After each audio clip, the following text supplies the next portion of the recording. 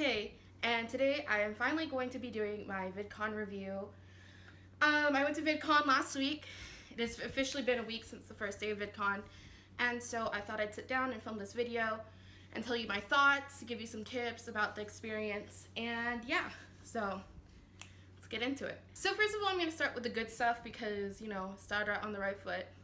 I think my favorite part of VidCon was definitely the interviews. I feel like there was a lot of variation of creators who got to be interviewed. Because even if your favorite creator isn't necessarily as popular as some of the bigger YouTubers, they still have a chance to have an interview on stage and you get to see them. I didn't watch any of them, except I did watch the end of Baby Ariel's for some reason.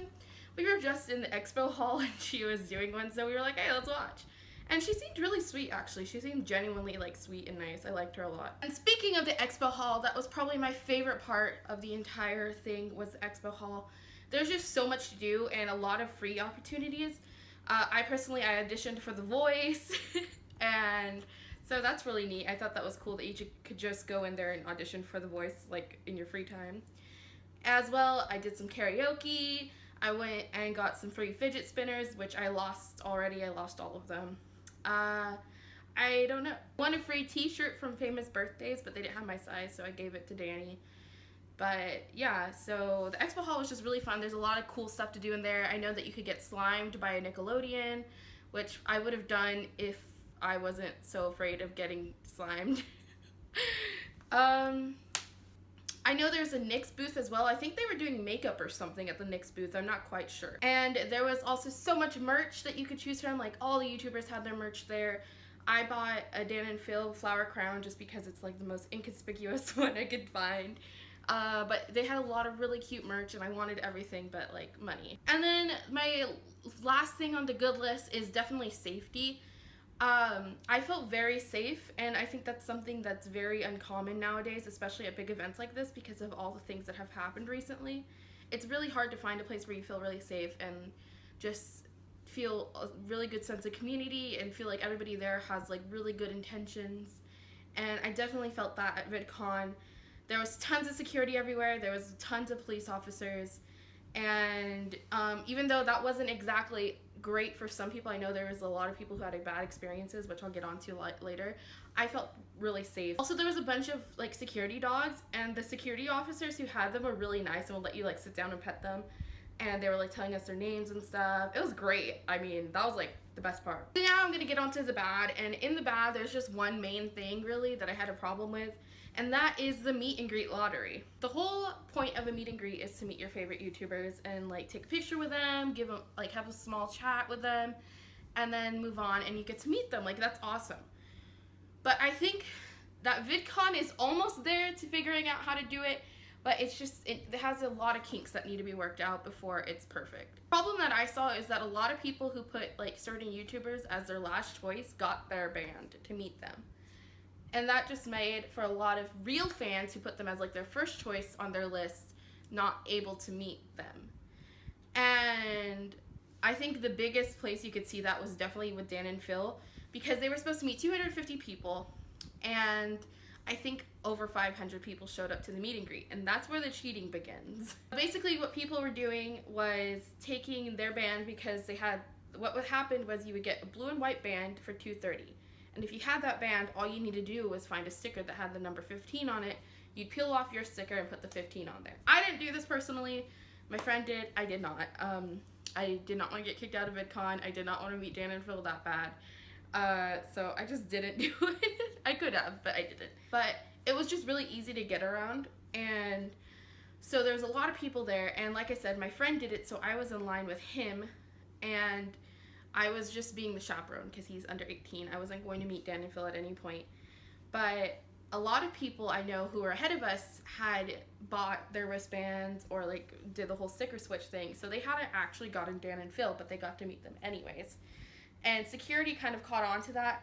And so by the time they got to our portion of the line, they were coming through with iPads and checking everybody's name and checking to make sure that they were registered with the correct meet and greet. Which means, if you weren't, you gotta go because they were gonna take away your pass if you didn't. And so we left. While we were in line, we met a really awesome girl. Her name's Dom. And hi, if you're watching. And she was standing right behind us. and she was really sweet. And the way that she got her band was because she was meant to meet Lily Sink, but Lily, if you guys didn't know, ended up not going to VidCon this year, so she didn't have anybody to meet. So the person at the registration who worked for VidCon said, okay, since you don't get to meet Lily, you get one more band, so who do you want to meet? And so she got her choice of who she wanted to meet, so she picked Dan and Phil. Because it wasn't officially under her name, she didn't get to meet Dan and Phil, and she only got to meet one person, which is still, like, amazing. But it was really unfair, and I think that they really need to work out some kinks there. Personally, I think a really good way they could solve the problem of, like, people getting meet and greets they don't want is if you take everybody who put, I'm going to use Dan and Phil as a reference. If you took everybody who put Dan and Phil in their number one slot, and then you picked from 250 people from those, I think that would just be more fair, because you'd be getting real fans getting to meet them rather than like random people who put them like as their last slot just because they needed a 15th person getting their band and then just like kind of like, I don't really want it, but I'm gonna meet them anyways. I think it would just be a lot more fair, and yeah. And back on to security. Like I said, I felt really safe, but I know that a lot of people had a lot of issues with security, and I think VidCon just needs to do a better job in like screening their people and making sure they're not getting people who are like unnecessarily mean or rough, because there is a lot of videos that surfaced of people just treating creators and community members and everybody just really badly, and I think it was really unnecessary. Also, if you carry pepper spray with you at all times like I do, don't bring it into VidCon, you will get it confiscated. I did, and I no longer have pepper spray. And the last thing that was really bad was the food. The food wasn't bad. I mean, it was good. It was good food, but it was really bougie. It was like these really fancy food trucks, and it was really expensive. I spent $27 on an order of french fries with nothing on them, 2 pieces of plain bread because my friend was sick, and 2 Sprites. That's all I bought. And they gave it to me in like glass bottles that you have to like pop open, and I don't know how to do that, so I literally had to ask someone's dad, like, hey, can you open these bottles for me with my keys? He did, but if it wasn't for him, I would have never drank those fucking $6 Sprites. They were so expensive. That's gonna lead me into my tips. First of all, I'm going to answer some questions I got on Tumblr because I did get a few. So yeah, so somebody asked what are my most and least favorite parts of VidCon. Like I said, my favorite part was the expo hall, and my least favorite part was definitely the meet and greets. Not necessarily meeting the people, but the whole way it was organized and everything. I thought it was just really messy. Another person asked me what was the general age of people attending, were there a lot of parents there, and would I look old if I went? I'm 20 years old. I did not go with a parent. I was actually a chaperone, technically. There was a lot of people my age, there was a lot of people younger, there's definitely a lot of young kids with their parents, but I felt like it was a really good mixture, and you kind of find where your people are depending on like what you're into, and I didn't feel uncomfortable at all. There were a lot of times where like people were like screaming and like following people that I was like, who is that? And it ended up being like Musical.ly stars, and I was just like, okay, like have fun. Like it was just, it's really interesting seeing the really young audience like getting into the community, and it was honestly kind of cool. Like I actually really enjoyed seeing like the young kids there like finding something they're really passionate about, and I thought it was really cool. But short answer, no, you're not too old to go to VidCon. You're definitely not too old to go to VidCon. It was really fun. I'm 20, going on 21, and I felt completely comfortable. Also, somebody asked, why are you so amazingly beautiful? Thanks. So now on to just some tips, some stuff that I learned while I was at VidCon. First of all, make sure you bring charging devices. There is a lot of places to charge your phone throughout the convention, especially in the expo hall, but I just recommend bringing your own little like charging things just because it's more convenient. You can keep walking around, you can wait in lines with them, and you never know when you need to call your Uber or Lyft to get you somewhere else. So I just really, really recommend bringing those. That's probably like one of the biggest things you should bring. Also, I would really recommend to get there early and leave late. We only got there early one day, and I really regret that. I wish I had spent all 4 days. Was it 4 days or 3 days? I don't know. I wish I had spent every single day getting there really early and leaving really late, because we didn't leave late any of the nights. But just really try to get the most out of the experience, because I feel like it's a lot more, I feel like it's worth your money to just be there all the day. And if you're gonna be there all day, make sure you bring your own food and water, because like I said, it's really expensive. And also, I would recommend like leaving the convention center to get food if you have to, because like it is so expensive. It was ridiculous. It was like $3 a water bottle, which is ridiculous. Bring your own water, bring your own snacks, and you'll be good.